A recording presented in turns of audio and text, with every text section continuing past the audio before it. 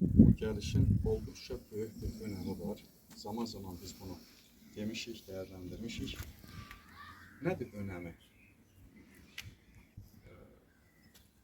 Bütün halkların zaman zaman tarih boyu bütün halkların birgə yaşayış nizamı üçün onların ideya sistemləri olur. Bu ideya sistemi xalqın əslində özünü qoruma sistemidir.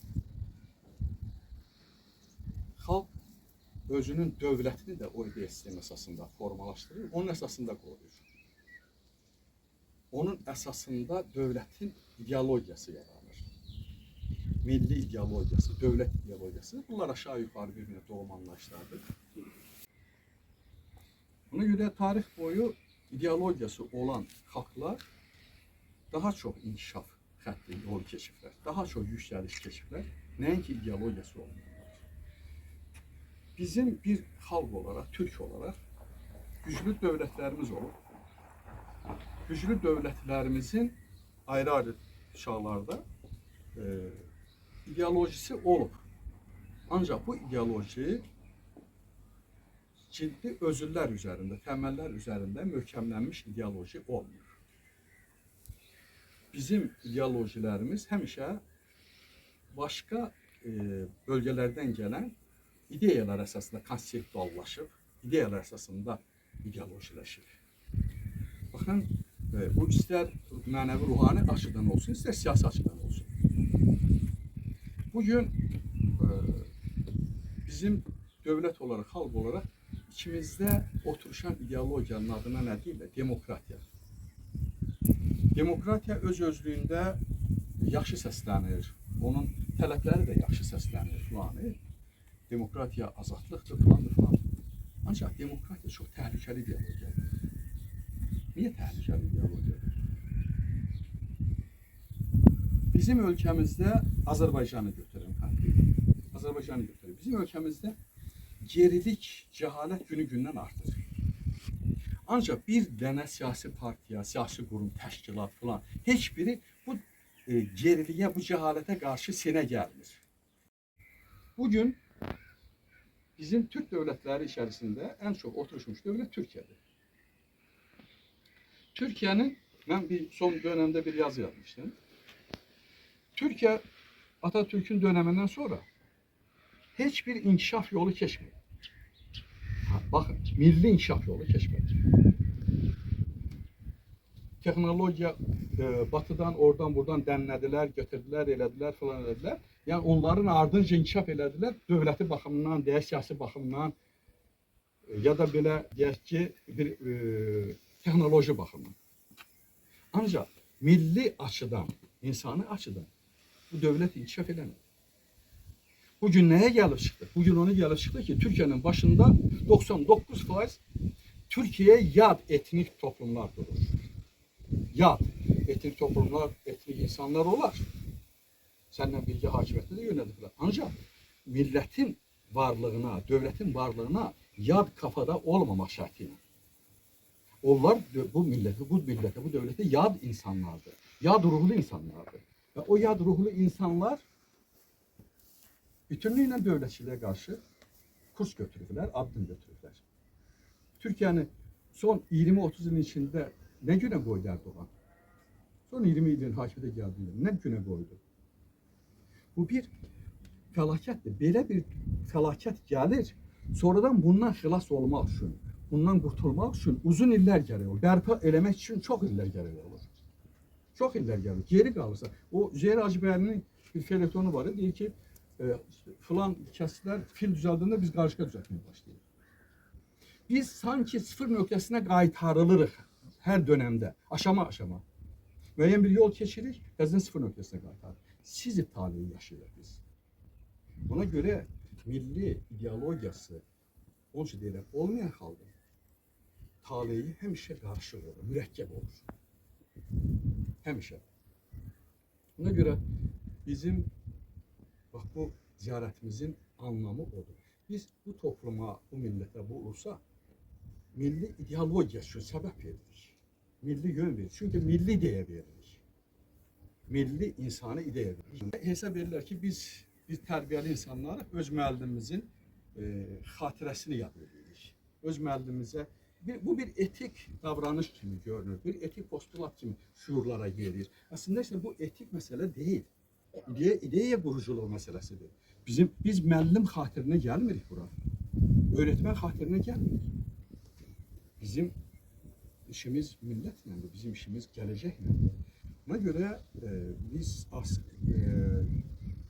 Asif Atanın ideya prinsipləri əsasında inam xalqı yaratmağı düşünürük. İnam xalqı yaratmağı. Biz din xalqı olaraq çox geriyə getmişik, çox dala getdik. İnkişaf edə bilmədik. Bugün də biz yenə ora qayıtmışıq. Nə yazıqlar ki, ora qayıtmışıq. Oradan bizi çıxarda biləcək güc ortada yoxdur, Asıltadan başqa. Keşke olaydı. Keşke olaydı. Ben Türkiye'nin adını elə belə şey verdim. Derim ki, Atatürk'ten sonra bütün Türkiye gözünü Atatürk'ten yapıştılar, her şeyi Atatürk'e yüklediler. Her şeyi Atatürk'ten istediler. Atatürk siyasi hadim idi. Atatürk ideya verebilmezdi. Atatürk'ün derdi başından aşırdı. Dövlətçilik ənənəsi gətirdi, dövlətçilik budur. Və dövlətçiliyi yaşatmaq üçün müəyyən milli prinsiplər, postulatlar da sürdürər. Ancaq onlar lokal xarakter daşıyır. Onlar temel ideyalar değil. Bir milletin 1000 il qabağa daşıyabileceği ideya değil. Onunla yanaşı İslam kaldı. İslam daşıdı səni götürübdü qabağa. Şaşırsan mı? Ona göre mən deyirəm ki, Türk'ün dövlətçilik baxımından, siyasi baxımından əli Atatürk'ün ətəyində olmalı. İdeya baxımından, gələcək baxımından da asfaltlanır. Eğer belə olarsa, onda sən milli yüksəlişdən danışa bilərsən, milli gəlişmədən danışa bilərsən. Tərsinə olarsa bunlar mümkün deyil. Baxın, ona göre bizim çabalarımızın əsasında o durur. Bunu nə vaxt götürəcəklər, nə vaxt anlayacaqlar, nə vaxt qəbul edəcəklər, məsələyə dəxli yox. 10 iləm, 50 iləm, 100 iləm, buna məsələyə dəxli yox. Biz doğru bildiğimiz budur, doğru bildiğimizi yaşadırıq, doğru bildiğimizi gerçəkləşdiririk. Ağıllara, qulaqlara, şuurlara doğru bildiklərimizi yerləşdirib doldururuq. Həqiqət budur. Və bu həqiqətin qənşərində, bu həqiqətin paralelində heç bir başqa biz mübarizələri dışlamırıq. Demirik ki, o mübarizə olmasın, bu biri mübarizə, savaş olmasın, yalnız yenə bu olsun demirik. Deyirik ki, uzlaşmaq gerək və bəhrələnmək gerək. Buna dayanmaq gerək, bundan tutmaq gerək. O zaman sən çox konseptual bir mübarizə apara biləcəksən. Eğer elə olmasa, hər bir məsələ ancaq şuar xarakteri daşıyacaq. Şuar xarakteri daşıyacaq. Lokal mübarizələr falanlar, inkişaf adına görünən tendensiyalar, halbuki onun əsasında inkişaf da yoxdur, gəlişmə yoxdur. Yalnız bunlar görünəcək. Çığırtılar, bağırtılar falanlar, yalançı türkçülük, yalançı millətçilik, yalançı, nə bilim, humanizm, hər şey yarım yalançı. Yarım yalançı ilə də xalq olmaq olmur, uzaq getmək olmur. Buna görə bizim bu gəlişimizin əsasında xalqa böyük, gələcəkli bir mesaj götürmək var. Bizim asfaltdan ziyarət elədik. Azərbaycan torpağını müqəddəsləşdirmə gedişlərimizdir. Gözümüzü yad torpaqlarından yığışdırma deməkdir. Öz yurduna bağlama deməkdir. Mənim üçün bax bu torpaqdır, müqəddəs bax bu torpaq. Budur mənim üçün müqəddəs. Bunun qədrini bilməsən, xalq ola bilməzsən. Gedib başqa dövlət, başqa xalqların dəyərlərini mənim başımın üstünə qaldırma. Müqəddəsləşdirmə mənim üçün. Mənim vətənim ayağa düşür, mənim millətim ayağa düşür. Yadılıqlar səni özünə bənzətmir, özünə bənzədir. Əks-sədaya çevirir. Dolayısıyla yamsılamaqla, bunu yamsılamaqla elə bir böyük bir fürsət düşür hələ. Böyük bir fürsət gəlir, düşür. Özümləşmə fürsəti düşür hələ. Gözünü yadlıqlardan yığışdırmaq fürsəti düşür hələ. Ruhumu, mənliyini yadlıqlardan çıxardıb öz kimliyinə, öz vətəninə fokuslamaq bir fürsəti düşür hələ. Bu fürsəti qaçırmaq olmaz. Bütün dönəmlərdə biz fürsətləri qaçırmışıq. Babək dönəmində, Hürriyetlər Nəsimi dönəmində, o birinin dönəmində biz fürsətləri qaşıra-qaşıra gəlirik. Ona görə də bağışlayın məni it unu kimi səpələmişik. Birliyimiz yoxdur. Xəlqi yönümüz yoxdur. Qibləmiz yoxdur. Asif atanın üz qoydu bu torpaq mənim üçün bugün qiblə. Yön. Buradır. Buradan başlayır. Mənim üçün bugün vətən ruhani mənada buradan başlayır. Siyasi mənada hardan başlayır başlasın falan, amma mənim üçün ruhani mənada bax buradan, bu torpaqdan başlayır vətən.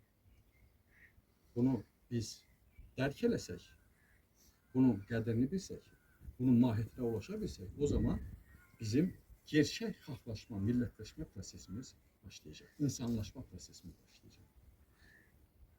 Mən atamıza səcdə qılıram, onun bayrağını öpürəm.